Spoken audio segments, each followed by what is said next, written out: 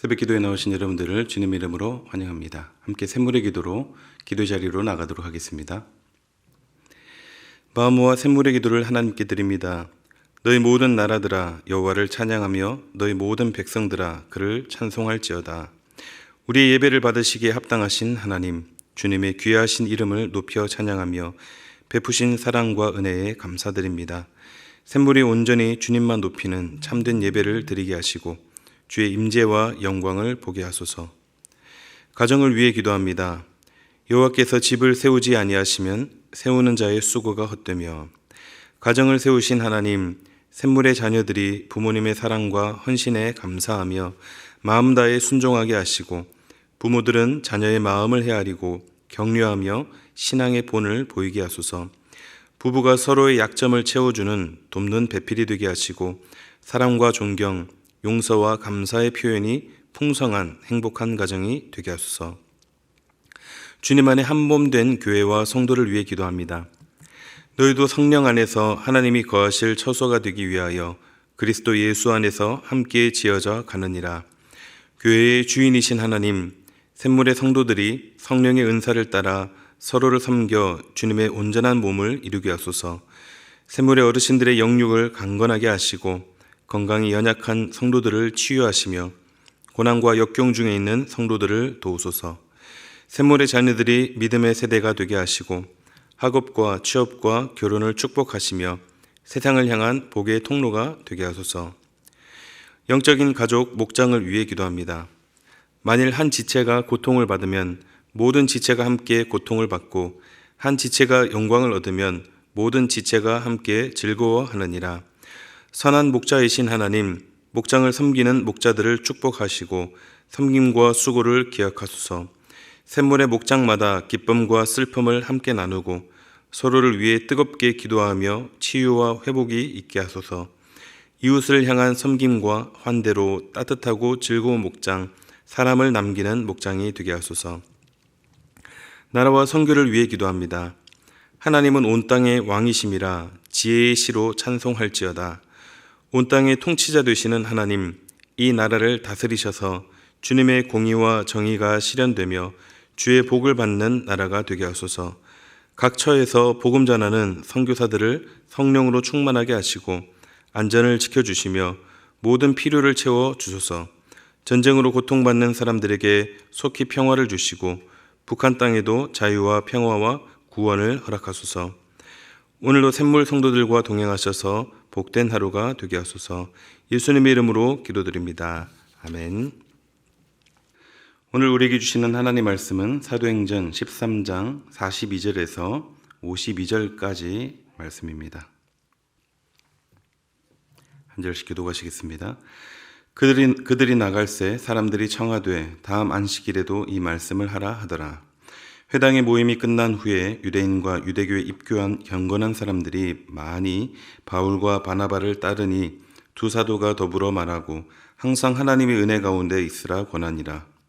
그 다음 안식일에는 온 시민이 거의 다 하나님의 말씀을 듣고자 하여 모이니 유대인들이 그 무리를 보고 시기가 가득하여 바울이 말한 것을 반박하고 비방하거늘 바울과 바나바가 담대히 말하여 이르되 하나님의 말씀을 마땅히 먼저 너희에게 전할 것이로되 너희가 그것을 버리고 영생을 얻기에 합당하지 않은 자로 자처하기로 우리가 이방인에게로 향하노라. 주께서 이같이 우리에게 명하시되 내가 너를 이방의 빛으로 삼아 너로 땅끝까지 구원하게 하리라 하셨느니라 하니 이방인들이 듣고 기뻐하여 하나님의 말씀을 찬송하며 영생을 주시기로 작정된 자는 다 믿더라. 주의 말씀이 그 지방에 두루 퍼지니라. 이에 유대인들이 경건한 귀부인들과 그 신의 유력자들을 선동하여 바울과 바나바를 박해하게 하여 그 지역에서 쫓아내니 두 사람이 그들을 향하여 발에 티끌을 떨어버리고 이고니온으로 가거늘 제자들은 기쁨과 성령이 충만하니라. 아멘. 오늘은 시기심을 경계하라 이 말씀으로 함께 은혜를 나누고자 합니다. 비시디아 안디옥에서 바울 일행이 전한 복음을 들은 사람들은 설교를 마치고 나가는 그 바울 일행을 향해서 다음 안식일에도 같은 말씀을 전해달라고 요청하고 있습니다. 그 말씀이 너무 좋았겠죠. 어디서도 들어보지 못한 귀한 말씀이었기에 그 말씀을 다시 자기들에게 전해달라고 그렇게 요청하고 있습니다. 그런데 그렇게 같은 설교를 듣고 싶어서 다시 해달라고 요청한 그 사람들은 어떤 사람들일까요? 43절을 보면 회당의 모임이 끝난 후에 유대인과 유대교에 입교한 경건한 사람들 이렇게 되어 있거든요. 태어날 때부터 하나님의 말씀을 가까이 하던 사람들과 또 태생은 비록 유대인은 아니지만 이후에 유대교에 입문할 정도로 하나님의 말씀을 가까이 하던 이방인들이었는데요. 편의상 통칭해서 이제 이방인이라고 하겠습니다. 여하튼 하나님의 말씀을 가까이 하던 그 유대인과 이방인들이었는데 과연 바울의 설교는 어떤 면에서 다시 듣고 싶은 그러한 설교였을까요? 바울의 설교는 어떤 설교였으며 그 말씀을 받는 사람들은 또 그 모습들이 어떠했는지를 함께 살펴보므로 본문이 주시는 메시지를 함께 받도록 하겠습니다. 첫 번째는 바르게 전하라입니다. 바르게 전하라. 당시 회당에서 전해지던 설교들은 아주 인위적이며 또 율법주의적인 설교들이었습니다. 그런 설교 앞에서는 어느 누구도 자유로울 수 없죠. 말씀 듣는 것이 괴롭기만 합니다. 그들은 경건한 사람들이었고 말씀을 잘 지켜왔다고 되어 있거든요. 그런데 그렇게 함에도 불구하고 그 속에는 참된 자유가 없었던 것입니다. 늘 말씀을 가까이 하는 사람들이었지만 말씀에 대한 갈증은 더 커질 뿐이었습니다. 그러나 바울이 전한 그 복음, 바울이 전한 그 설교는 달랐습니다. 율법으로는 의롭다함을 얻지 못하던 모든 이들에게 예수 그리스도를 믿는 자마다 의롭게 될 것이라는 진리를 그 비시디 안디옥 회당에서 사람들에게 전해줬던 것입니다. 그러니 바울의 그 설교를 들은 사람들은 충격을 받을 수밖에 없었습니다. 벌 주시고 책망하시며 심판하시는 그 하나님이 아니라 정말 따뜻한 사랑으로 구원하시고 품어주시는 하나님, 우리의 구원을 위해 이미 태초부터 계획을 세우시고 지금도 일하고 계시는 하나님, 아무리 율법을 지키고 아무리 말씀대로 살아도 알 수 없던 하나님이지만 그분의 놀라운 은혜를 깨닫게 되고 나니 바울의 설교가 얼마나 좋았을까요? 그래서 다음 안식일에도, 즉 다음 주일에도 이 같은 말씀을 전해달라고 요청합니다. 요청이라고 되어 있는데 원어로는 이제 아주 간곡히 부탁하는, 그리고 간청이라고 할 수 있겠죠. 너무 강하게 요청하고 있는 그들의 모습을 볼 수 있습니다. 그들이 말씀에 파묻혀 살고 있었던 사람들이었지만 말씀에 갈증이 있었던 사람이죠. 줄여 있었던 사람들입니다. 그런 그들에게 생명의 복음이 전해진 것입니다. 복음은 이렇듯 바르게 전해야 합니다. 내 생각대로, 내 마음대로 전하는 것을 경계해야 합니다. 그래서 우리는 복음을 잘 전해야 되고 바르게 전해야 되는데 그게 잘 안 된다면은 우리 교회에 또 복음 전도부가 있잖아요. 복음 전도부에 등록하셔서 또 바르게 전하는 복음을 전하는 법도 배울 수 있습니다. 그리고 우리는 삶으로도 복음을 전하고 있습니다. 그런데 말과 행실이 바르지 않으면 자기도 모르게 복음을 왜곡시키고 있고 또 복음의 빛을 흐리는 꼴이 되며 오히려 복음 전파를 방해하는 그런 방해꾼이 될 수 있습니다. 복음을 전하는 것, 우리의 사명이고 우리가 마땅히 해야 되는 일이지만 바르게 전하는 것도 참 중요합니다. 우리에게 맡겨진 사명, 복음을 더욱더 바르게 전하시는 일꾼들이 되시기를 바랍니다. 둘째는 시기심을 경계하라입니다. 시기심을 경계하라. 본문 45절 말씀 보겠습니다. 유대인들이 그 무리를 보고 시기가 가득하여 바울이 말한 것을 반박하고 비방하거늘. 유대인들이 몰려든 사람들을 보니까 시기가 가득하여 바울이 말한 것을 반박하고 비방했다고 되어 있습니다. 왜 그랬을까요? 왜 그들에게 시기심이 생겼을까요? 일단 지금 너무 많이 모였습니다. 적당한 무리가 모였으면 아마 이렇게까지 하지 않았을지도 모르겠습니다. 그런데 앞에 구절 보면은 온 시민이 거의 다 모여 있다고 되어 있습니다. 그러니까 지금 일주일 동안 소문이 빠르게 퍼져서 비시디 안디옥 사람들이 거의 다 이곳에 모여 있다는 것입니다. 이 도시의 사람들의 인구는 약 15,000명 정도 있는데 과연 다 모였을지는 모르겠습니다. 얼마나 모였을지 모르겠지만 엄청나게 많은 사람들이 모여 있음을 알 수 있죠. 자, 그런데 사람들이 많이 모여 있는데 유대인들이 왜 이 모습을 보고 시기했을까요? 아마 그들은 바울과 바나바처럼 회당에서 설교하던 사람들이었음을 짐작할 수 있습니다. 자신들이 그 회당에서 나와서 설교할 때는 이런 적이 없는데 어디서 듣지도 보지도 못했던 사람들이 와서 설교하니까 사람들이 막 구름대처럼 몰려드는 모습을 보니 시기심이 생겼던 것입니다. 아마 그 사람들도 나름 그곳에서는 존경받는 위치에 있던 사람들이었을 것입니다.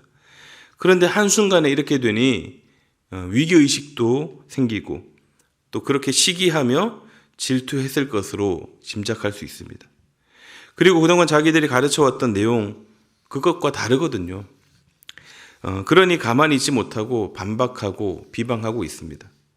그런데 잘 생각해 보면 이 사람들도 나름은 하나님을 잘 섬기던 사람들이었거든요. 비록 바른 복음을 알지 못했고 바르게 전하지는 못했더라도 하나님께서 그들에게 주신 율법은 참 성실히 지키고 다른 이방인들에 비해서도 도덕적으로도 훌륭한 삶을 살았을 것입니다. 그런데 시기심이 생기자, 그 마음 가운데 시기심이 생기자 이 바울과 일행들을 향해서 무고하게 비방하고 공격하고 있습니다. 그렇습니다. 시기심은 성경에서도 계속 우리에게 경계를 주고 있습니다.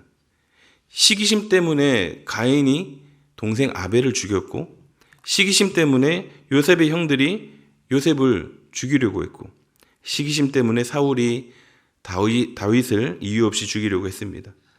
그리고 신약으로 넘어오면은 예수님을 향한 시기심, 또 제자들과 여러 사도들을 향한 시기심, 그리고 이방인들을 향한 유대인들의 시기심, 이런 것들이 계속 반복되면서 우리에게도 이 시기심에 대한 경고를 계속해서 주고 있습니다. 그렇습니다. 시기심은 관계의 파괴를 가져옵니다. 아무리 친하고 아무리 가까운 관계라도 시기심이 그 속에 들어가게 되면 관계가 멀어지고 깨질 수 있습니다. 시기심은 또 공동체도 흔듭니다.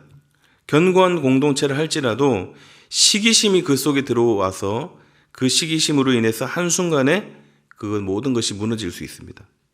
그리고 시기심은 자기 자신도 망가뜨립니다. 사촌이 땅을 사면 배가 아프다. 이 유명한 말이잖아요. 그런데 정말 그렇습니다. 시기심은 우리 자신을 병들게 합니다. 잠언 14장 30절 말씀 보면은 시기는 뼈를 썩게 한다고 했습니다. 뼈를 썩게 한다. 그럼 우리 자신을 병들게 하는 것이죠, 시기심이. 우리 그리스도인들은 어떻게 해야 됩니까? 남이 잘 되면 남이 잘 되는 만큼 진심으로 축하해 주는 것이죠. 로마서 12장 15절 말씀처럼 즐거워하는 자들과 함께 즐거워하고 우는 자들과 함께 울어야 된다. 울 수 있어야 합니다. 시기심, 모든 것을 무너뜨리고 자기 자신도 파괴시키는 그 시기심으로부터 우리가 반드시 경계하면서 살아가야 할 것입니다. 그 시기심을 멀리하고 또 언제든 찾아올 수 있는 시기심을 늘 경계하며 살아가시는 저와 여러분들이 되시기를 바랍니다. 마지막 세 번째입니다. 마지막 세 번째는 먼저 받은 은혜를 소중히 여기라입니다. 먼저 받은 은혜를 소중히 여기라. 46절 말씀 보도록 하겠습니다. 바울과 바나바가 담대히 말하여 이르되 하나님의 말씀을 마땅히 먼저 너희에게 전할 것이로되 너희가 그것을 버리고 영생을 얻기에 합당하지 않은 자로 자처하기로 우리가 이방인에게로 향하노라. 자, 바울과 바나바가 지금 뭐라고 하고 있냐면 사실 복음은 먼저 유대인에게 전해야 된다는 것입니다. 선민이라고 하죠. 유대인들이 하나님의 먼저 택함 받은 자들이기 때문입니다. 그래서 바울과 바나바는 이방 지역에서 복음을 전할 때 먼저 유대인의 회당을 찾아가서 그곳에서 복음을 전했습니다.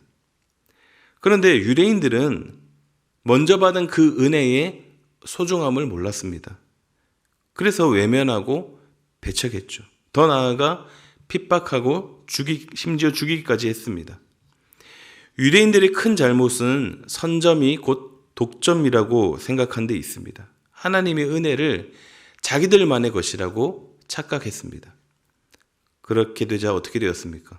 하나님의 은혜가 유대인에게서 이방인에게로 넘어가게 됩니다.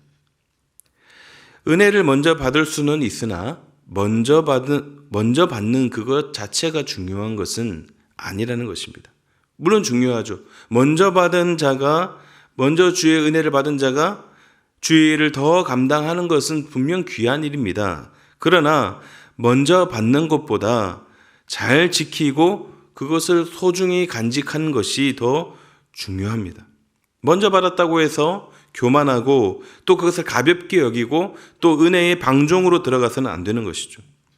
우리 모두는 저 바깥 세상에 있는 사람들보다 모두가 다 먼저 은혜 받은 자들입니다.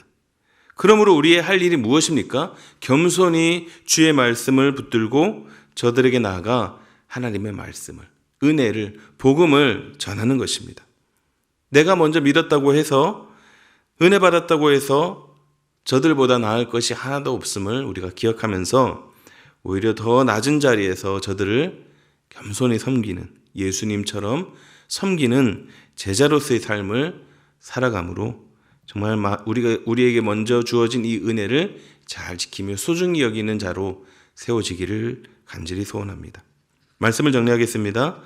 오늘 본문이 우리에게 주시는 메시지는 복음을 어떻게 합니까? 바르게 전하는 것이고 또 우리에게 찾아올 수 있는 그 시기심을 우리가 멀리하고 경계할 수 있어야 하며 우리가 먼저 받은 은혜를 소중히 여기는 것입니다. 오늘 하루도 이 말씀 가지고 승리하는 하루의 삶을 또 앞으로의 삶을 살아가시기를 우리 주님의 이름으로 축원드립니다.